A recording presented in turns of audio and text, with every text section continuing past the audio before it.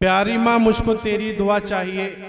इस उन्वान से नज़म पढ़ने के लिए मैं अरीशा, नौशिया, अनाबिया और आमिना को दावत देता हूँ कि वो आए अपने प्रोग्राम को पेश करें। अस्सलामु अलैकुम रहमतुल्लाहि व बरकातुहू।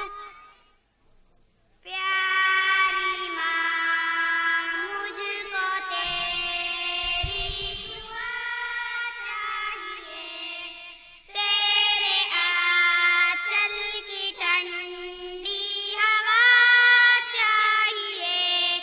लोरी गा गा के मुझको सुलाती है तू, मुस्कुरा कर सवेरे जगाती है तू। मुझको इसके सिवा और क्या चाहिए। प्यारी माँ मुझको तेरी दुआ चाहिए, तेरी ममता के साए में फूलूं फलूं, थाम कर तेरी उंगली में बढ़ती चलूं।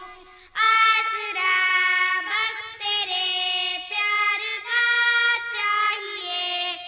प्यारी माँ मुझको तेरी दुआ चाहिए, तेरी खिदमत से दुनिया में अज़मत मेरी। तेरे कदमों के नीचे है जन्नत मेरी।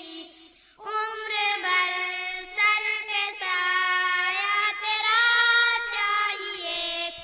प्यारी माँ मुझको तेरी दुआ चाहिए।